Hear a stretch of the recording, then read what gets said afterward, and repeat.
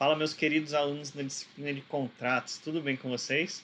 Então, pessoal, vamos dar seguimento, vamos dar continuidade à nossa aula remota. Nós estamos em quarentena, em isolamento social e sigamos assim até que a gente tenha uma autorização ou até mesmo um posicionamento das entidades competentes e técnicas para isso, né? Eu sei, é ruim, eu concordo com vocês, eu também estou sentindo bastante ficar em casa, você não produz, você não rende como esperado, acaba comendo muito também, e isso até te desvia um pouco dos seus objetivos. Mas vamos seguir em frente, vamos seguir forte, porque vai dar certo, tudo vai passar, tá bom? E hoje, na aula de hoje, a gente vai falar, para cá, a gente vai falar sobre os contratos em espécie compra e venda. Hoje a gente vai para a nossa 16ª aula. Isso mesmo, porque a nossa 15ª aula, na verdade, é a prova. E a prova, vamos aguardar um posicionamento conclusivo no sentido de quando que vai haver essa avaliação. Então, para a gente não ficar parado, vamos dar seguimento, a gente vai entrar no estudo dos contratos em espécie, propriamente dito, que é a parte interessante da nossa disciplina, e hoje a gente vai ver um dos contratos, talvez, que todo mundo já saiba, todo mundo já tenha pelo menos ouvido falar. Na aula de hoje, nós vamos iniciar o estudo de contratos em espécie na modalidade de compra e venda. E é um contrato que, como eu disse, você certamente já ouviu falar, é um dos contratos em espécie mais conhecido. Talvez por ser uma atividade negocial mais comum e difundida na nossa sociedade, no nosso mundo. E a gente tem uma grande relevância por conta do nosso sistema capitalista que vivemos. Desde vultuosos contratos que nós observamos para fornecimento, para a questão industrial, pactuados por essas grandes corporações, grandes indústrias, como também por uma simples aquisição de uma coxinha ou brigadeiro que você faz ali na lanchonete, ou até mesmo comprando do seu colega de sala, que tem muita gente que vende docinhos na nossa faculdade. E isso também é um exemplo prático desse nossa aula de hoje. E é a modalidade de contrato que faz parte da vida de qualquer homem moderno, de qualquer mulher moderna, e até onde eu saiba, a gente não tem nenhum aluno que ele vive completamente isolado da nossa civilização, completamente dentro, eu diria até de uma caverna, ao ponto de dele conseguir afirmar que ele nunca fez um contrato de compra e venda. Então, vamos adentrar no assunto. Eu vou trazer para vocês alguns conceitos, alguns dispositivos legais, e a aula de hoje vai ser bem interessante. E vamos lá, né? Bom, o primeiro tópico é o tópico do conceito, propriamente dito. E para isso, eu trago para vocês já de cara o nosso primeiro artigo e eu faço a ressalva. Se você não está com o Vademecum, pausa o vídeo, pode clicar para pausar e vá pegar o seu Vademecum, porque a aula de hoje vai ser muito interessante você acompanhar com o Vademecum. Eu vou dar algumas dicas e algumas questões práticas que eu vou precisar que você faça os grifos, ou para aqueles alunos e alunas que gostam de usar marca-texto, fazer aquelas pinturas, você pode também fazer isso, fique à vontade, tá bom? Eu vou destacar alguns dispositivos bem interessantes. Então eu espero que você já esteja com o seu Vademecum em mãos e vamos seguir. O primeiro dispositivo legal que eu trago para vocês é o que eu diria até que é o conceito propriamente dito do contrato de compra e venda, que é através do artigo 481, que diz o seguinte: pelo contrato de compra e venda, um dos contratantes se obriga a transferir o domínio de certa coisa e o outro a pagar-lhe certo preço em dinheiro. Bom, bem claro, né? Esse dispositivo ele é muito bom para a gente compreender essa questão do contrato de compra e venda, porque ele é bem objetivo, ele é bem assertivo no seu intuito, que é conceituar o contrato de compra e venda. Esse citado dispositivo ele segue o princípio da operabilidade, no sentido de facilitação dos institutos privados. ele conceitua a compra e venda como um contrato pelo qual alguém, que no caso é o vendedor, ele se obriga a transferir para o comprador o domínio dessa coisa, móvel ou imóvel, mediante uma remuneração, que no artigo é denominado pela terminologia preço. E quando a gente estiver diante de um contrato de compra e venda, vamos aplicar essa mesma terminologia, vamos utilizar a nomenclatura a preço.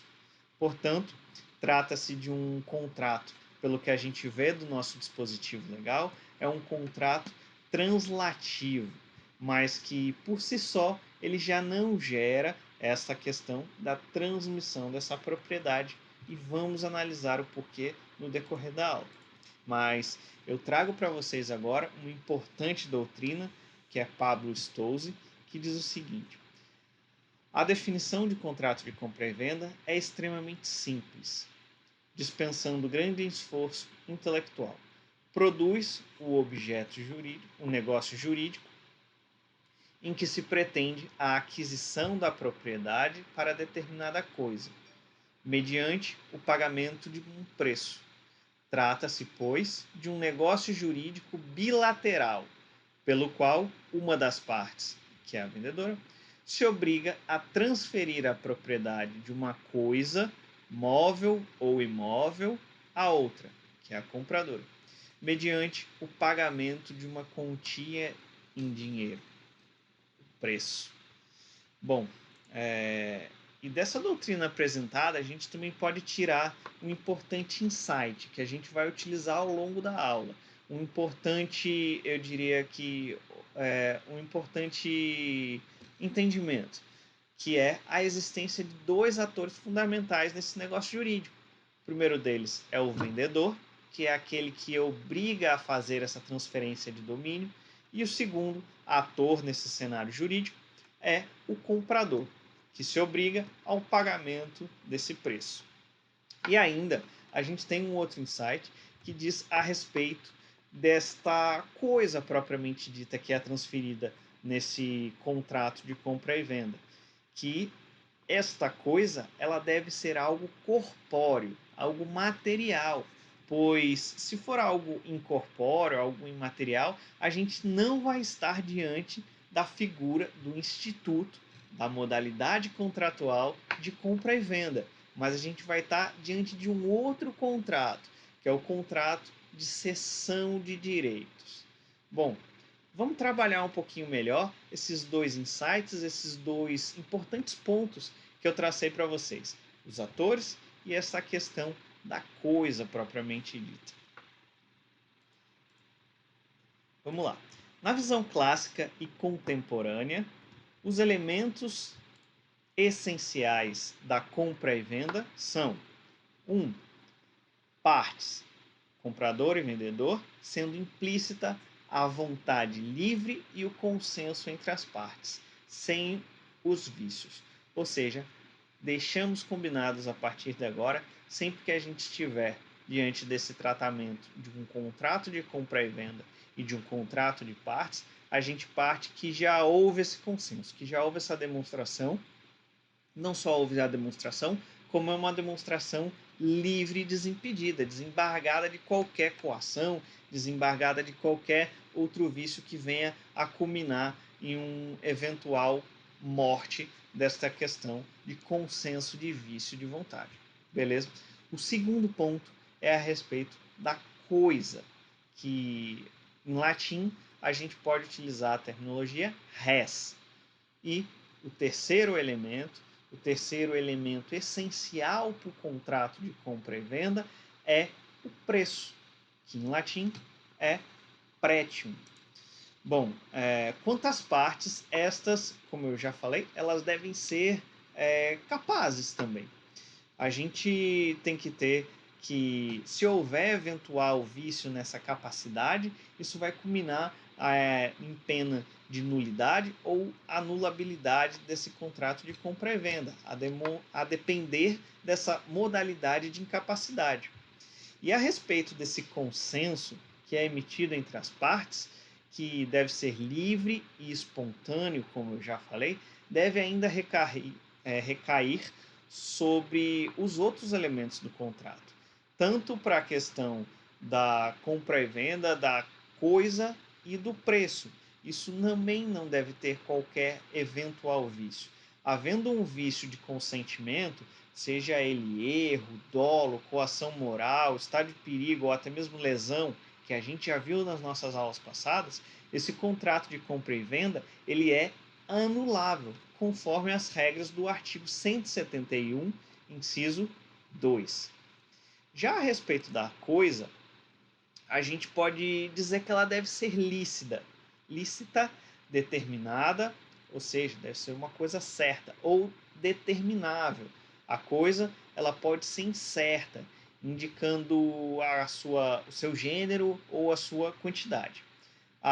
E também tem um outro ponto necessário que é importante a gente deixar claro aqui.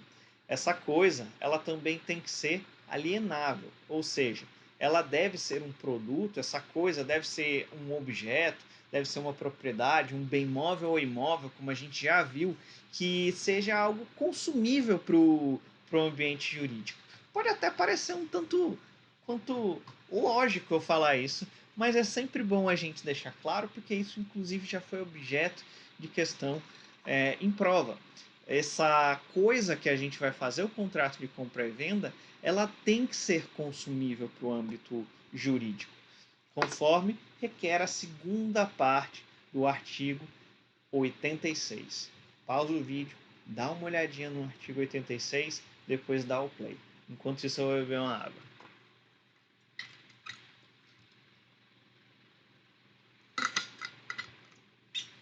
Voltando, se porventura houver a venda de um bem inalienável, caso de bem de família voluntário ou convencional, por exemplo, a gente vai estar diante de uma nulidade por conta dessa ilicitude desse objeto, ou até mesmo por uma fraude de uma lei imperativa, beleza? Então a gente tem que esta coisa ela deve ser lícita, ela deve ser consumível, deve ser alienável e ela não pode ter nenhum eventual ilicitude quanto a esse objeto, beleza? Vamos agora para o nosso último elemento essencial. Eu vou dar aqui uma última pincelada nessa questão de elementos essenciais. Eu vou no tocante ao preço. Remuneração do contrato, tá bom? É aquilo que a gente fixa a título de contraprestação nesse contrato de compra e venda. E este deve ser certo e determinado. E foi até um questionamento de uma aluna, tem que ser também, como regra geral, em moeda nacional corrente. Tem que ter esse valor nominal conforme consta, inclusive tem um dispositivo legal que trata disso, que é o artigo 315 do nosso Código Civil. Também vai lá para esse artigo e marca esse artigo, que ele é bem interessante. E o atendimento dessa questão de ser em moeda nacional, moeda aqui preferencialmente corrente. Eu não posso fixar um contrato de compra e venda, por exemplo, e fixar como preço, como essa remuneração do contrato, seja o cruzado, por exemplo, seja cruzeiros. Isso é uma moeda que já foi ultrapassada. Não tem o porquê ser fixada. A moeda ela tem que ser corrente, nacional e corrente. E esse valor ele tem que estar nominal, ou seja, para essas pessoas que seguem mais à risca esses dispositivos, seguem estritamente o que está previsto, é sempre recomendado que se coloque esse preço, tanto na questão numérica, ou seja, o numeral, quanto também, entre parênteses, esse valor nominal, para não haver qualquer tipo de erro.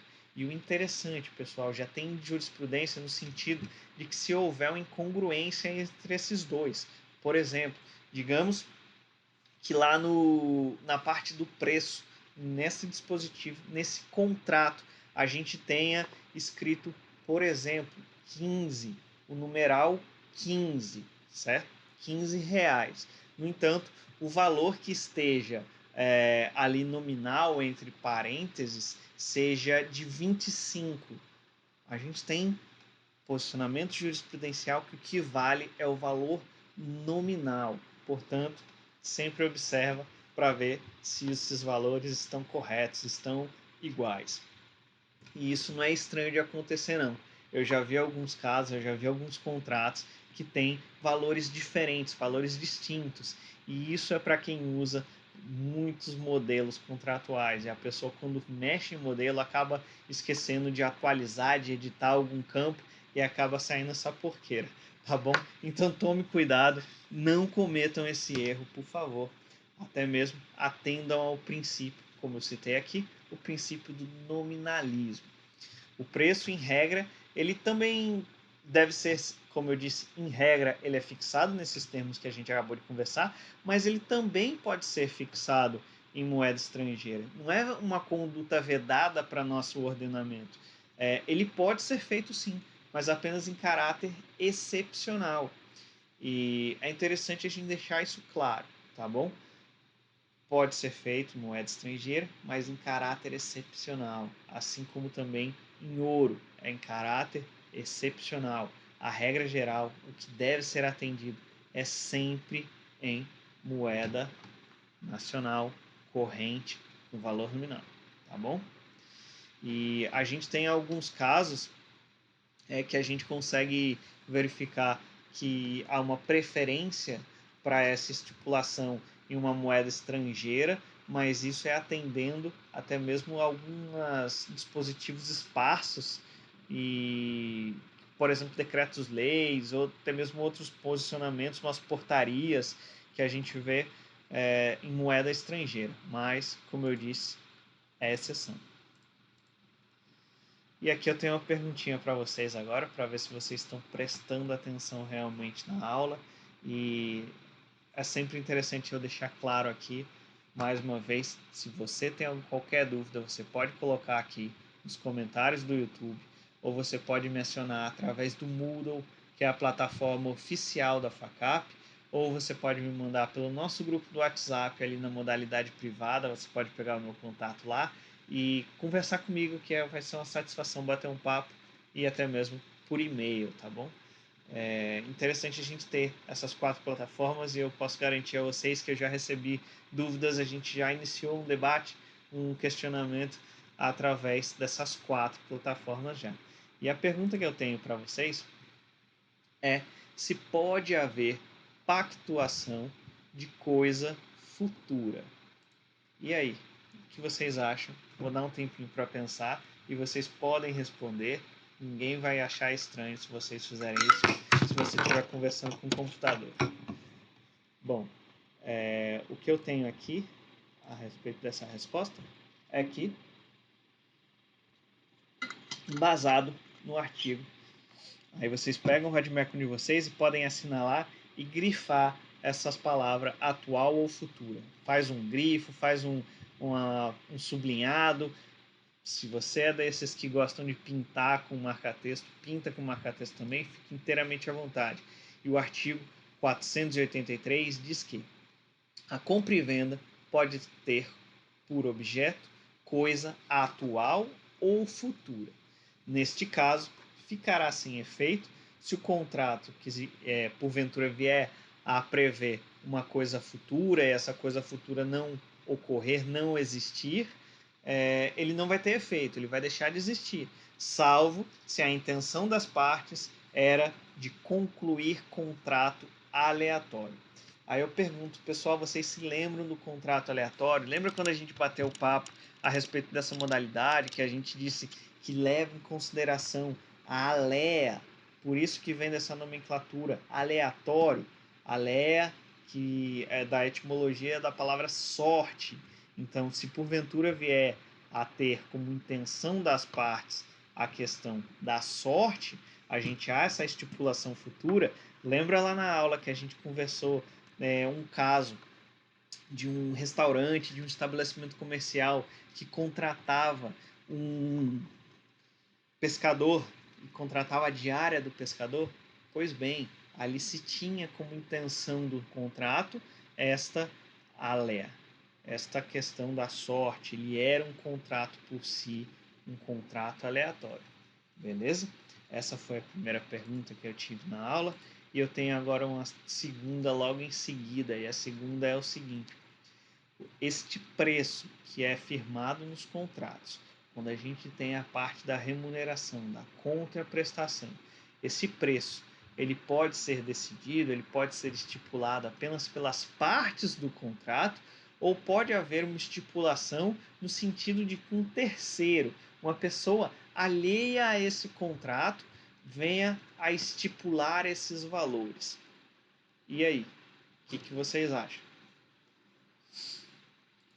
E a resposta, eu também trago um dispositivo legal que eu peço que vocês marquem também, que é o artigo 485.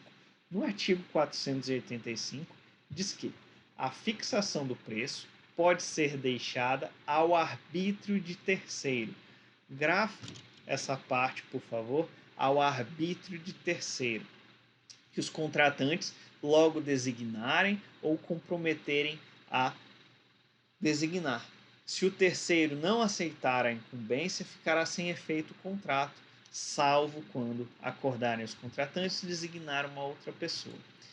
Pode parecer um pouco estranho para você essa questão de designação, de estipulação de um terceiro para fazer essa questão do preço, mas eu vou provar para você que não é tão estranho assim e, pelo contrário, é muito comum.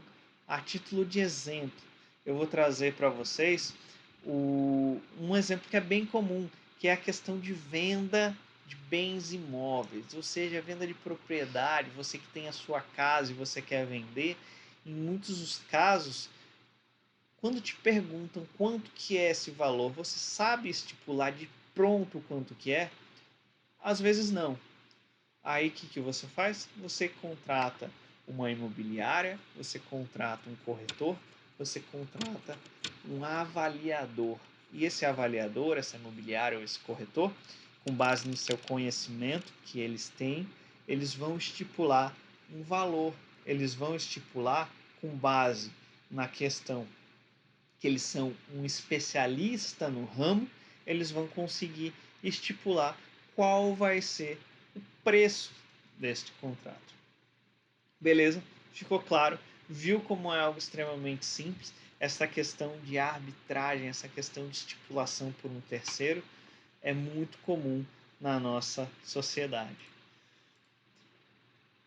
E a terceira pergunta que eu trago para vocês é o seguinte: esse preço que é estipulado no contrato de compra e venda, que é objeto da nossa 16ª aula de contratos em espécie, compra e venda.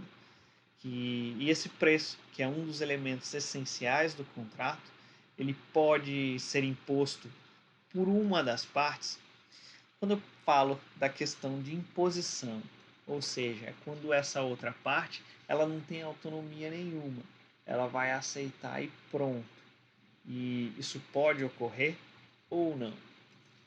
Para isso, eu trago um outro importante artigo, que é o artigo 489, que diz que nulo é o contrato de compra e venda quando se deixa ao arbítrio exclusivo de uma das partes a fixação do preço. Estranho, né? A princípio, sempre que a gente lê esse artigo, realmente eu concordo com vocês, é um pouco quanto estranho. No entanto, pessoal, o que eu queria trazer para vocês, que eu vou trazer para vocês nesse momento, é qual foi a intenção do legislador.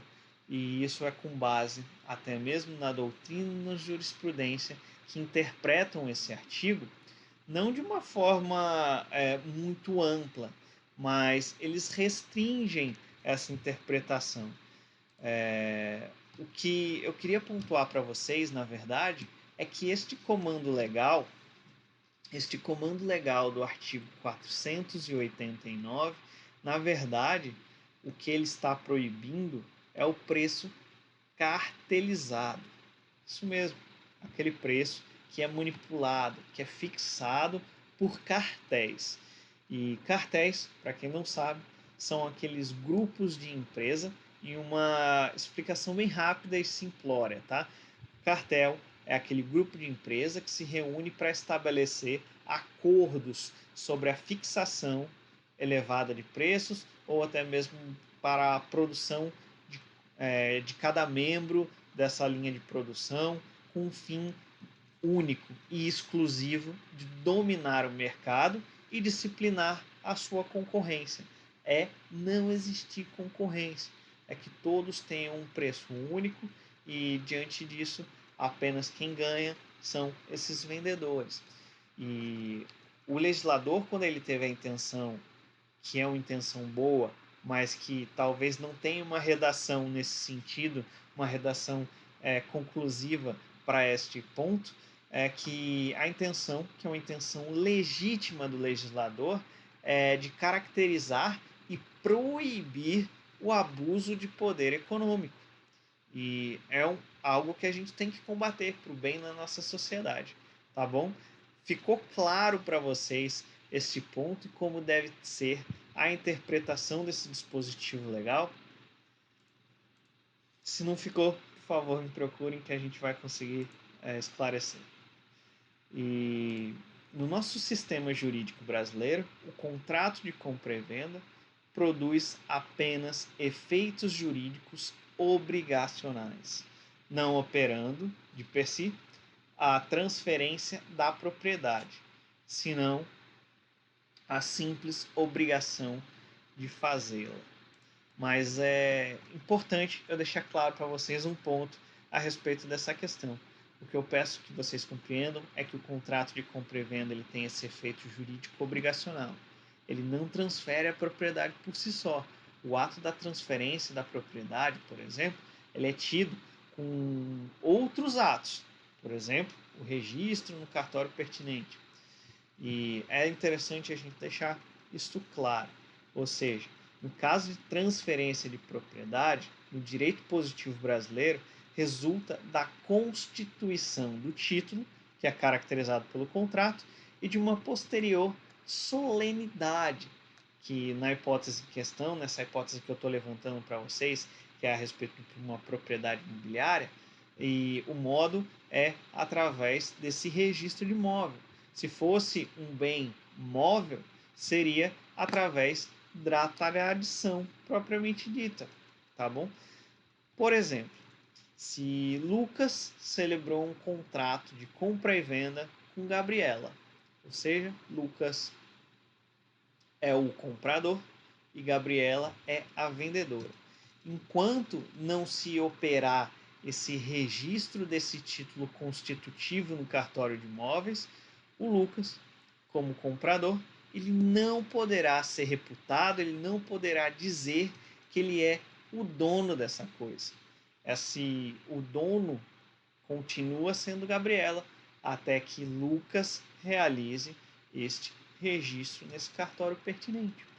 Ok, ficou claro para vocês isso, que o ato da compra e venda propriamente dita, a assinatura desse contrato, não transfere a propriedade, não realiza a tradição desse bem móvel, beleza? E agora eu quero entrar com vocês no nosso segundo tópico, no nosso segundo ponto da aula, que é a respeito da natureza jurídica.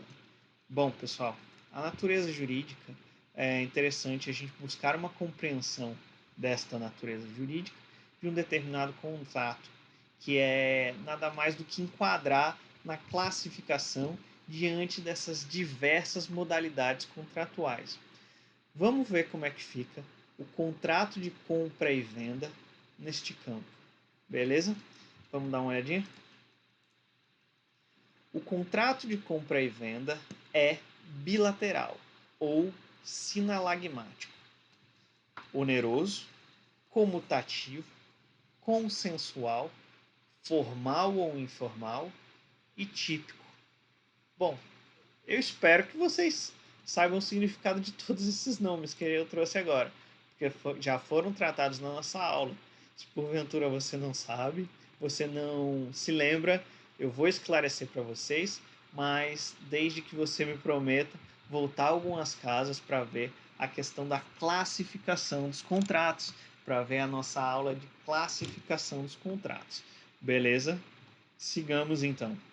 Bom, o contrato de compra e venda ele é bilateral ou sinalagmático, como diz aqui no nosso slide, pois haverá direitos e deveres proporcionais entre as partes, entre esses credores e devedores, entre si. O comprador e o devedor, ele vai ser tanto credor quanto devedor, a depender do ato que estejamos classificando, que estejamos levando em consideração, ele vai ser credor e devedor. Esse que é a questão do sinalagmático. E o segundo tópico é a questão da onerosidade. O contrato de compra e venda ele é oneroso, porque há sacrifícios patrimoniais para ambas as partes. Ou seja, para o comprador e para o vendedor haverá uma prestação e uma contraprestação. Essa onerosidade ela é confirmada pela presença de uma remuneração, que é o preço. Então, ele é oneroso porque nós conseguimos visualizar no contrato de compra e venda a presença do preço. Beleza? E o terceiro ponto é a questão do comutativo. Por regra, o contrato de compra e venda é um contrato comutativo, porque as partes já sabem de antemão quais serão as suas prestações. Todavia, a ocorrência em alguns casos, desse elemento da alea, que quem se lembra dessa palavra alea? Eu já falei aqui na aula e a gente já tratou na classificação dos contratos, que é quando a gente visualiza o fenômeno da sorte, quando há riscos nessa contratação. Em casos como estes, surgem as vendas aleatórias, que é uma figura prevista nos artigos 457 a 461. Nós temos também a venda de coisas futuras quanto à sua existência, que é fixado no artigo 458, ou até mesmo coisas futuras quanto à sua quantidade, que é no artigo 459. E a gente tem ainda um quarto tipo, que é a respeito da venda de coisas existentes, mais expostas a risco, no artigo 460. Ou seja, a gente tem um contrato de compra e venda onde as partes, vou rebobinar, tá bom? Onde as partes, elas sabem de antemão, elas sabem de imediato quais serão as suas prestações e quais serão as suas contraprestações. Esta é a regra geral, mas eu trouxe para vocês 4 exceções, beleza? E depois de comutativo, a gente tem que o contrato de compra e venda ele é consensual. O contrato de compra e venda ele é consensual, que tem esse aperfeiçoamento com a manifestação da vontade. E consensual, a gente tem essa questão do consenso, quando a gente analisa as partes, eu já deixei desde aquele momento inicial, quando a gente tratou dos elementos essenciais para o contrato de venda e falamos de parte, eu já trouxe essa questão da consensualidade, beleza? E o último ponto, que é o típico. O contrato de compra e venda ele é um negócio formal, que ele é solene, ou ele pode ser informal, que ele não é o solene. E a respeito da tipicidade, é quando a gente tem essas estipulações. Já temos vários tratamentos, como eu já dei alguns exemplos aqui, a gente vai ver no decorrer da aula, esta questão da codificação privada, sem o prejuízo de outras leis, tá bom? É quando a gente já vê um certo rol de requisitos para ser seguidos. Esta autonomia da vontade, ela existe, no entanto, ela é pormenorizada, porque a gente já tem diversos pontos que cabe às partes seguirem. Vai caber ao vendedor e ao comprador fazer esse rol de obedecimento desses requisitos. Avancemos agora para o nosso terceiro tópico,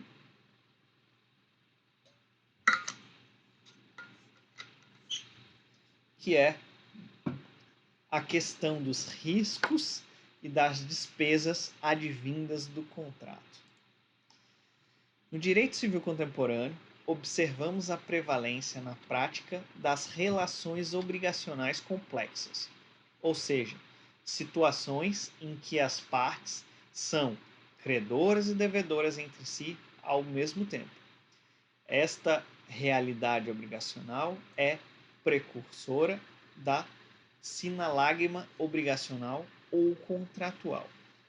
Eu quero trazer este ponto que eu trago para esse slide, que é um slide bem interessante, que traz bastante pontos relevantes a respeito do contrato de compra e venda, e eu quero trazer um ponto para essa temática da nossa aula de hoje.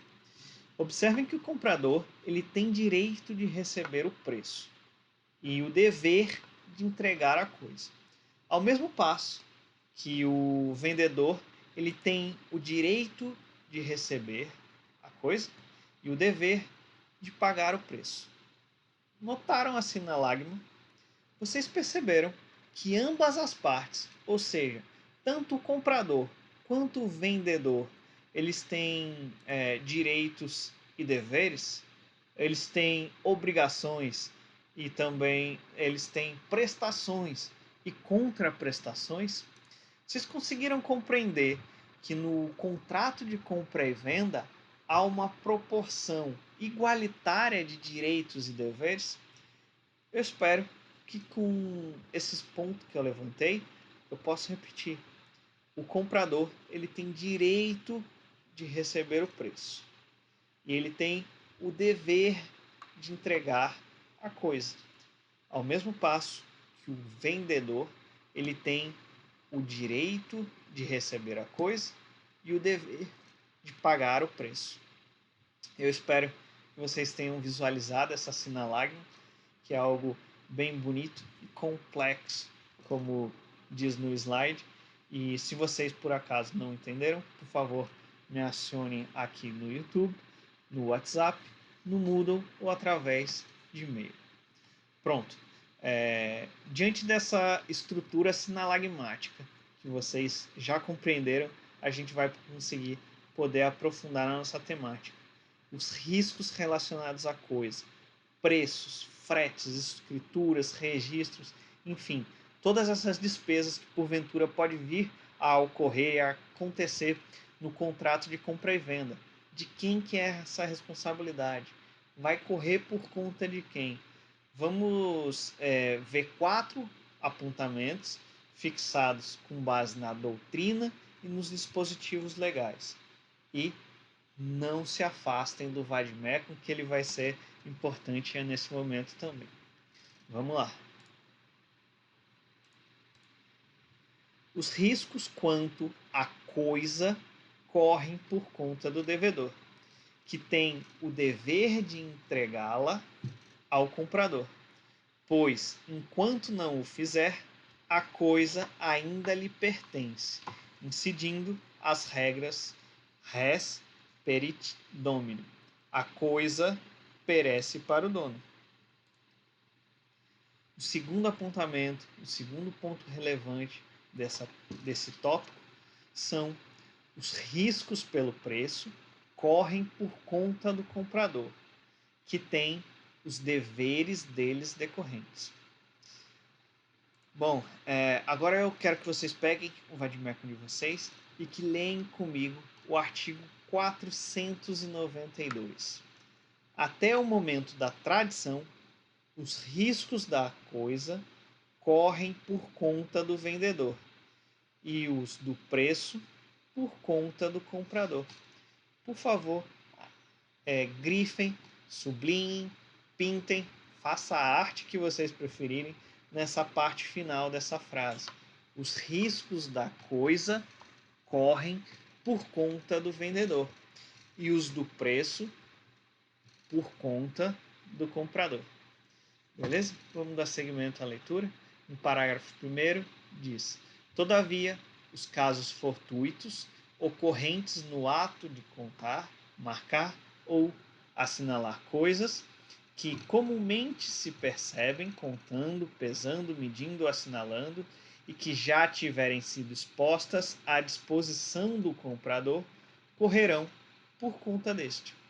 Ou seja, a ideia que se tem mais ou menos nesse tópico é que se o comprador ele já teve aquele contato, então ele já sabia, ele já poderia tomar desde aquele momento, e assim ele não preferiu. Beleza?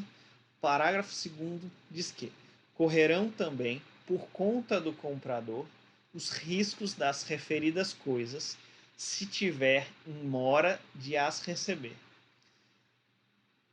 quando postas à sua disposição no tempo, lugar e pelo modo ajustado. O nosso terceiro apontamento agora, o nosso terceiro ponto relevante no tocante à despesa, diz o seguinte: as despesas com transporte e tradição correm, em regra, por conta do vendedor. E o quarto apontamento, a quarta consideração a respeito das despesas, diz o seguinte: as despesas com escritura e registro serão pagas pelo comprador. E agora eu trago para vocês o artigo 490, que eu peço que vocês leem junto comigo. Salvo cláusula em contrário, ficarão as despesas de escritura e registro a cargo do comprador e a cargo do vendedor as da tradição. Por favor, grifem essa parte. As despesas de escritura e registro a cargo do comprador e a cargo do vendedor as de tradição. E antes da gente avançar, eu queria deixar claro para vocês um ponto. É bem importante isso. O artigo 490, que consagra regras quanto às despesas de escritura, registro, transporte e tradição, é norma de ordem privada, podendo haver previsão em sentido contrário através do instrumento legal, conforme convenção das partes. Se for de interesse das partes haver uma alteração nesses dispositivos, pode sim ocorrer, até mesmo conforme a convenção das partes, em atendimento ao princípio da autonomia das partes. É bonito isso, né? É massa sempre que a gente vê esse livre-arbítrio das partes. Eu também acho isso muito bacana, desde que não haja qualquer abusividade, evidentemente. A regra geral é de que a tradição da coisa vendida, na falta de estipulação expressa, dar-se-á no lugar onde ela se encontrava, ao tempo da venda, nos termos do artigo 493. Esse é uma regra, mas eu quero que vocês observem que isto, eu até iniciei o slide por esta nomenclatura. Esta é a regra geral. Afinal, nada impede que as partes estabeleçam que essa tradição seja feita em um lugar distinto. Neste caso, a gente deve se atentar ao artigo 494. Inclusive, se esses compradores foram responsáveis por essa alteração. A responsabilidade pela essa integralidade da mesma será dele. Por exemplo, se Juliana ela compra alguns livros raros de Diego e este as entrega a um portador, conforme instrução expressa da compradora Juliana. Se porventura ocorrer qualquer coisa, não arcará o vendedor Diego com os riscos de eventual perda ou até mesmo deteriorização dessa coisa. Então é muito importante, muito interessante você ter esta atenção quando for indicar eventual portador. Aí vocês entendam, motoboy, você entende como terceiro envolvido nessa relação contratual, ou essas empresas que realizam frete, beleza? O nosso quarto ponto é o tópico das restrições à compra e venda. Aqui eu peço que vocês se atentem, porque é onde a gente encontra a maior parte dos problemas. A gente já estudou que a autonomia privada da vontade não é um direito absoluto, não é um princípio absoluto. Há alguns limites legais. Limites esses que prevêem quanto ao conteúdo do negócio, sob pena de eventual nulidade, anulabilidade ou até mesmo eficácia desse contrato. Agora a gente vai estudar algumas importantes restrições do contrato de compra e venda. E eu colhi isso através de ordem estipulada pelo nosso próprio Código Civil. A gente vai iniciar pelo estudo da venda por ascendente a descendente. Depois a gente ultrapassa para a venda entre cônjuges. Depois, venda de bens sobre administração. E a gente finaliza com o estudo de venda de bens em condomínio ou em coisa comum. Beleza? Vamos lá, vamos iniciar. O primeiro tópico, como eu falei antes, é da venda de ascendentes a descendentes. Para isso, pegue por favor o seu vadimeco e leia comigo. É anulável a venda de ascendentes para descendentes, salvo se os outros descendentes e o cônjuge do alienante expressamente houverem consentido. Aí eu peço que vocês grifem a palavra anulável e também expressamente, tá bom? O parágrafo único diz: em ambos os casos, dispensa-se o consentimento do cônjuge se o regime de bens for o da separação obrigatória. Eu trago para vocês agora uma doutrina, e é uma doutrina bem interessante. Eu peço que vocês prestem atenção, porque isso é objeto de muita discussão doutrinária. Diz o seguinte: no que se refere ao contrato de compra e venda feita por ascendente a descendente, torna-se ele suscetível de anulabilidade, não mais se podendo falar em nulidade. O dispositivo espanca a vacilação entre dominante na doutrina diante do preceituado do artigo 1132 do Código Civil de 16, tornando defeso que os ascendentes pudessem vender aos descendentes sem que os outros descendentes expressamente consentissem.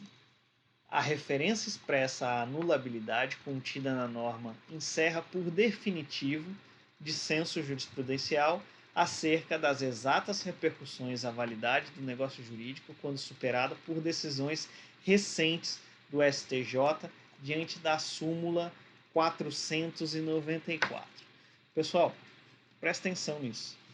A gente tem uma súmula e a gente tinha um dispositivo legal, o nosso Código Civil de 16, que eles previam algo completamente distinto ao que é normatizado hoje, tá bom? Então eu peço que vocês prestem atenção. A gente está diante de anulabilidade e não diante de nulidade, tá bom? E uma outra questão é a respeito desta vigência da súmula 494 do nosso STJ, que não está mais em vigência, beleza? E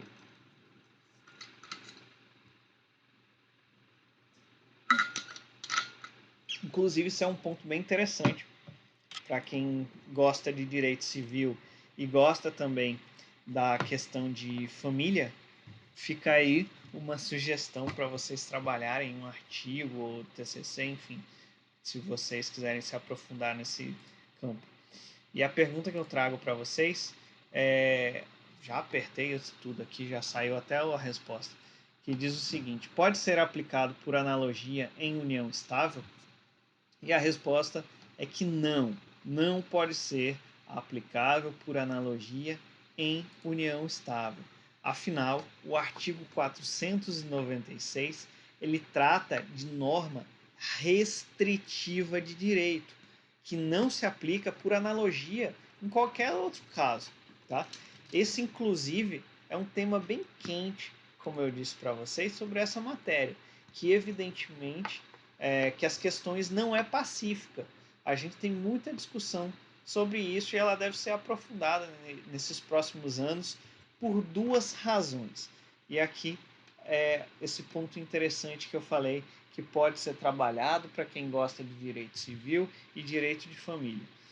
A primeira razão é que o novo CPC ele equiparou a união estável ao casamento para praticamente todos os fins processuais, o que trouxe diversas repercussões neste campo material. Essa é a primeira razão. A segunda razão diz respeito ao fato do STF, do Supremo Tribunal Federal, ter concluído um julgamento encerrado em maio de 2017 e com a maioria dos votos que o artigo 1790 do nosso Código Civil é inconstitucional, devendo haver a equiparação sucessória da união estável ao casamento, com a aplicação do artigo 1829 do nosso Código Civil para essas duas entidades familiares. Ou seja, o nosso órgão supremo, da nosso Poder Judiciário, ele disse que não há distinção entre união estável e casamento. Então, como é que fica essa questão? Não pode ser aplicado por analogia? Quem quiser se inteirar mais sobre essa discussão, quiser fazer um artigo ou quiser fazer um TCC, eu fico à disposição, vai ser uma grande satisfação ajudar nesse sentido, e eu peço que leia o recurso extraordinário de número 878.694, que tem como relator o ministro Roberto Barroso, e ele teve uma repercussão geral sobre essa matéria. Bom, e aqui também tem um outro ponto polêmico, que é a respeito do prazo para anular a venda de ascendente para descendente, que é decadencial de 2 anos. E tal entendimento a gente consegue firmar, a gente consegue retirar do artigo 179 do nosso Código Civil. Vamos dar uma olhada? Artigo 179 diz que, quando a lei dispuser que determinado ato é anulável, sem estabelecer prazo para pleitear a anulação, será este de 2 anos, a contar da data da conclusão do ato. Por favor, grifem essa parte, sublinhem, pinte, faça o que vocês quiserem. Será este de 2 anos a contar da data da conclusão do ato. Então, sempre que a gente vê alguma matéria que não dispuser de prazo, a gente aplica este artigo. Combinado? Bom, embora nos dispositivos da seção do Código Civil não tenha indicado a anuência dos descendentes e dos cônjuges do alienante, deve ser expressa, tá bom? Tal entendimento a gente tem também inteligência do artigo 220, que diz o seguinte: a anuência ou a autorização de outrem necessária à validade de um ato provar-se-á do mesmo modo que se este e constará sempre que se possa do próprio instrumento. E agora eu vou trazer para vocês mais um tópico, que é o tópico da venda entre os cônjuges. E no artigo 499 diz que é lícita a compra e venda entre cônjuges, com relação a bens excluídos da comunhão. Portanto, este artigo que a gente vê, o artigo 499, ele possibilita a compra e venda entre cônjuges, desde que o contrato seja compatível com o regime de bens por ele adotado. E, em outras palavras, somente é possível somente é possível a venda de bens excluídos na comunhão, residindo no final do dispositivo a restrição específica a respeito dessa questão de compra e venda, tá bom? Se um bem já é parte desta comunhão e ele for vendido, essa venda é nula, por impossibilidade do objeto, inteligência do artigo 166, inciso 2º do nosso Código Civil, tá bom? O que não pode ser essa questão que esteja grafada com essa questão de comunicação dos bens. E aqui eu trago mais uma vez uma questão de união estável e diz o seguinte: pode ser aplicado por analogia à união estável, este assunto que estamos discutindo nesse momento. E aí, o que vocês acham?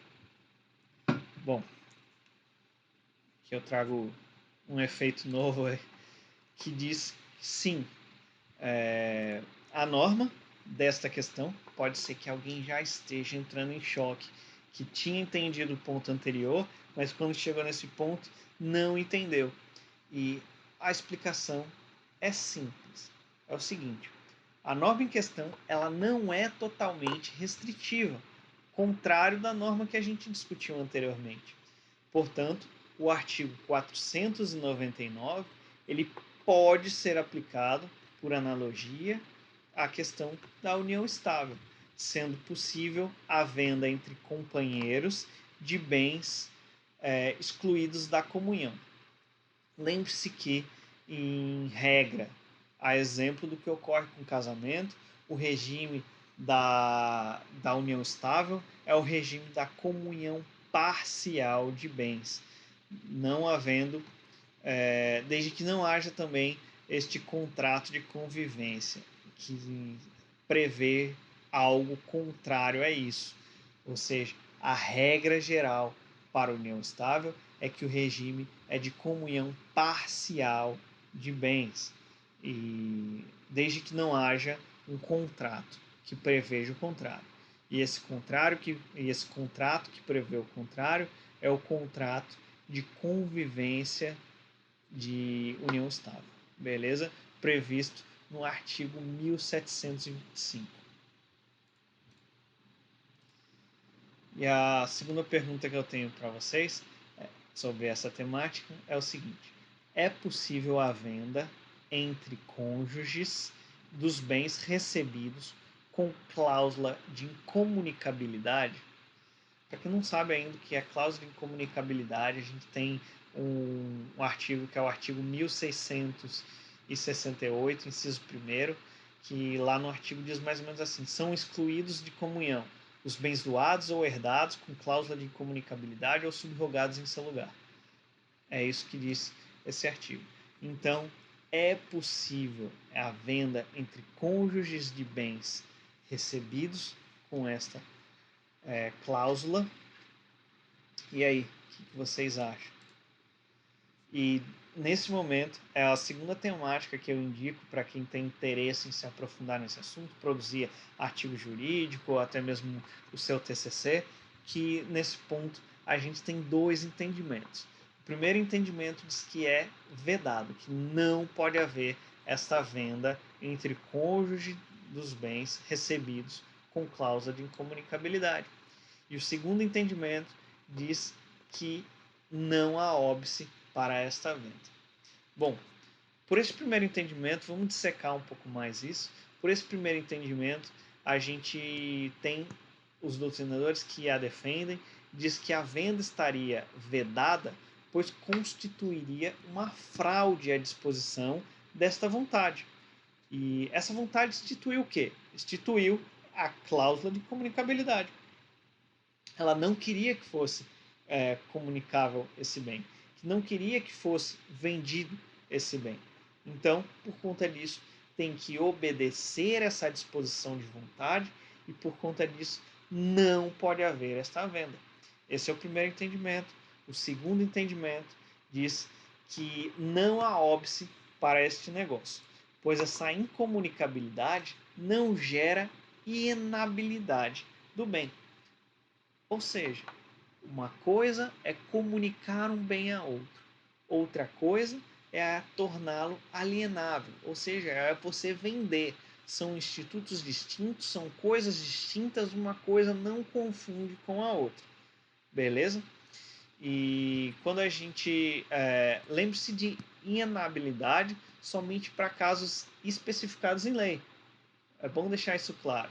A gente tem essa impossibilidade de venda quando a lei determina que não é o caso. O que é feito é uma pactuação de vontade, um respeito a um preceito legal do artigo 1668, inciso 1º, que diz que não se comunicam esses bens. E aqui eu queria dar o meu humilde posicionamento, e o meu humilde posicionamento é no sentido de que esse segundo entendimento é um entendimento que ele tem mais força. Até mesmo se a gente for analisar esta natureza desse contrato de compra e venda, a natureza dessa alienação, que é um negócio oneroso. Então, por si só, a gente já não há qualquer óbice para vendas. Beleza, pessoal? Era isso que eu tinha para conversar com vocês na aula de hoje, na aula 16. Lembrando que a gente volta na aula 17, que eu vou lançar ainda nessa semana, e a gente vai fazer a continuação do estudo dos contratos em espécie. Beleza? Então, se tiver qualquer dúvida, por favor, entre em contato comigo, seja através do YouTube, seja através do Moodle, que é a nossa ferramenta oficial da FACAP, ou pelo WhatsApp, ou até mesmo por e-mail. Beleza? Conte comigo e vamos em frente. Valeu!